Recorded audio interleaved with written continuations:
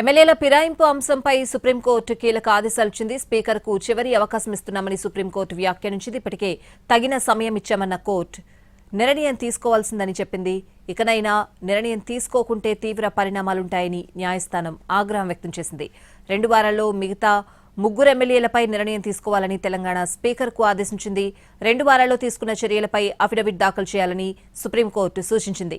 2 వారాల తర్వాత తదుపరి విచారణ స్పీకర్ తరపున అభిషేక్ సింఘ్వి వాదనలు ఇప్పటికే 7 ఎమ్మెల్యేల అనర్హత పిటిషన్లపై స్పీకర్ నిర్ణయం ప్రకటించారు.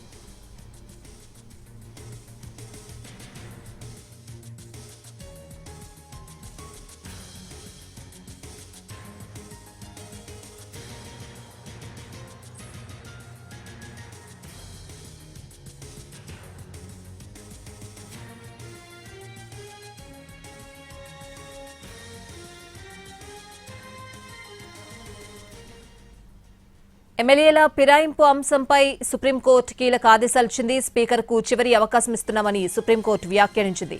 ఇప్పటికే తగిన సమయం ఇచ్చామన్న కోర్టు ఇప్పటికే నిర్ణయం తీసుకోవాల్సిందని చెప్పింది. ఇకనైనా నిర్ణయం తీసుకోకుంటే తీవ్ర పరిణామాలుంటాయని న్యాయస్థానం ఆగ్రహం వ్యక్తం చేసింది.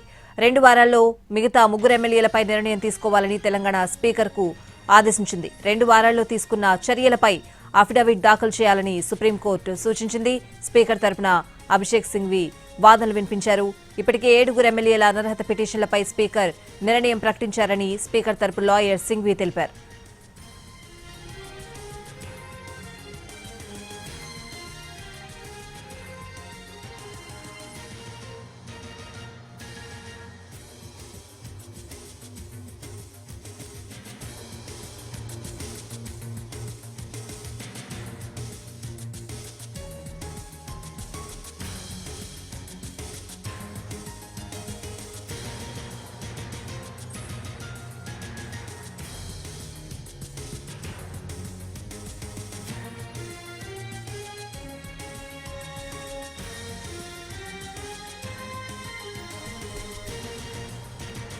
ఎమ్మెల్యేల ఫిరాయింపు అంశంపై సుప్రీంకోర్టు కీలక ఆదేశాలు ఇచ్చింది. స్పీకర్కు చివరి అవకాశం ఇస్తున్నామని సుప్రీంకోర్టు వ్యాఖ్యానించింది.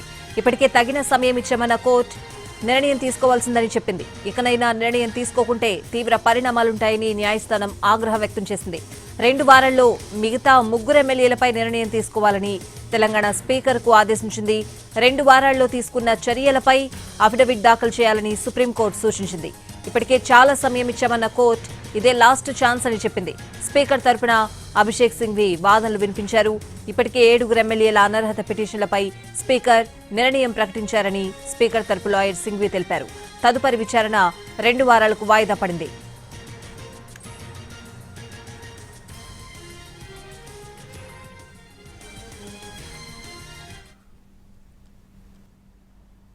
ఎమ్మెల్యేల ఫిరాయింపు అంశంపై సుప్రీంకోర్టు కీలక ఆదేశాలు జారీ చేసింది. ఇదే అంశానికి సంబంధించిన పూర్తి అప్డేట్స్ అడిగి తెలుసుకుందాం. మా ప్రతినిధి రాజు ఢిల్లీ నుంచి లైవ్ లో సిద్ధంగా ఉన్నారు. రాజు,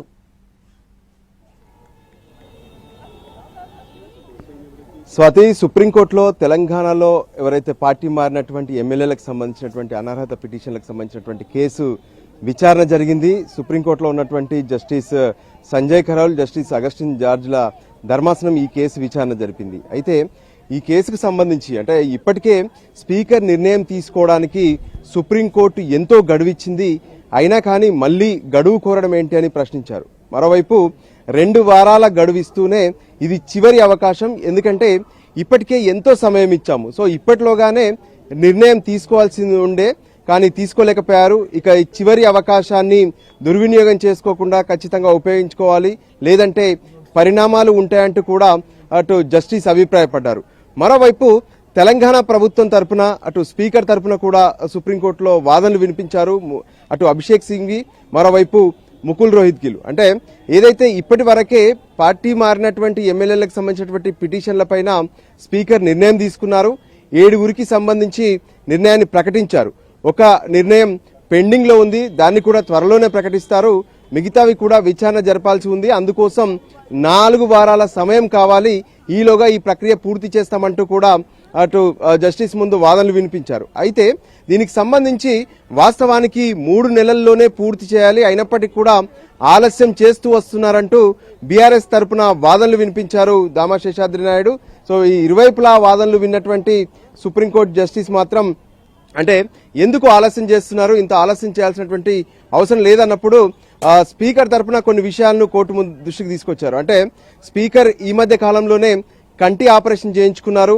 మరోవైపు స్పీకర్ కార్యాలయంలో కీలకంగా ఉండేటటువంటి సెక్రటరీ జనరల్ సైతం కొత్త వాళ్ళు వచ్చారు.